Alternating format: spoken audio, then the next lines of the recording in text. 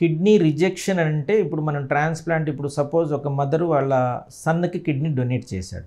Donate చేసిన తర్వాత మనకేంటి ఒక 4వ రోజుకు 5వ రోజుకు నెమ్మదిగా గ్రాడ్యువల్గా ఆపరేషన్ అయిన తర్వాత తన కిడ్నీ ఫంక్షన్ అనేది నార్మల్ అవ్వడం అనేది బిగిన్ అవుతుంది. సో దాదాపుగా నార్మల్కి వచ్చేస్తుంది. ఒక 4 to 5 డేస్లో దాదాపుగా నార్మల్కి వచ్చేస్తుంది. ఈ వచ్చిన తర్వాత కొన్ని కారణాల వల్ల మళ్ళా క్రియాటిన్ అనేది తిరిగి పెరగడం అనేది జరుగుతుంటుంది. సో ఈ క్రియాటిన్ అనేది మళ్ళీ తిరిగి పెరగడం జరుగుతున్న దాన్ని మనం రిజెక్షన్ అని అంటాం. ఈ రిజెక్షన్ అనేది పేషెంట్ రిలేటెడ్ ఫ్యాక్టర్స్ ఉండొచ్చు, డోనార్ రిలేటెడ్ ఫ్యాక్టర్స్ వల్ల కూడా ఉండొచ్చు. సో ఈ రిజెక్షన్ అనేది మనము యూజువల్గా వితిన్ 1 మంత్లో కనుక వచ్చినట్లయితే ఇది కామన్గానే వస్తుంటుంది. ఎందుకంటే ఆ కిడ్నీ ఎవరిదైతే మదర్ కిడ్నీ ఉందో పేషెంట్కి అడ్జస్ట్ అవ్వాలి. అడ్జస్ట్ అయ్యే లోపల కొన్ని రకమైనటువంటి ఫ్లక్చువేషన్స్ జరుగుతాయి. ఈ ఫ్లక్చువేషన్స్ని మనం రిజెక్షన్స్ కింద పెడతాం. ఈ రిజెక్షన్స్ 2 రకాలుగా ఉంటుంది. ఒకటి cell mediated rejection, 2 humoral rejection.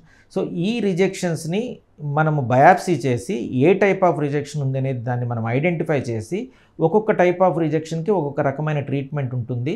ఆ ట్రీట్మెంట్ చాలా ఎఫెక్టివ్గా ఉంటుంది. ఇంచుమించుగా ఒక 100 మందికి కిడ్నీ రిజెక్షన్ కనుక అయితే 90 నుంచి 95 మందికి ఆ రిజెక్షన్ అనేది సాల్వ్ చేయడానికి అవకాశం ఉంది.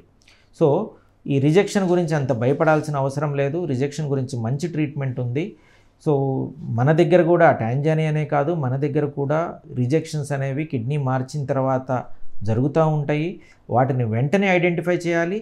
చేయంగానే దానికి తగ్గట్టుగా ట్రీట్మెంట్ చేసుకుంటే నార్మల్ లైఫ్ అనేటటువంటిది రెగ్యులర్గా ఉంటుంది. మీరు తీసుకునే అదే మందులు, అదే నాణ్యమైన మందులు, కానీ సగం ధరకే. అవును, మెడ్ ప్లస్ బ్రాండ్స్ పై 50 to 80% తగ్గింపు.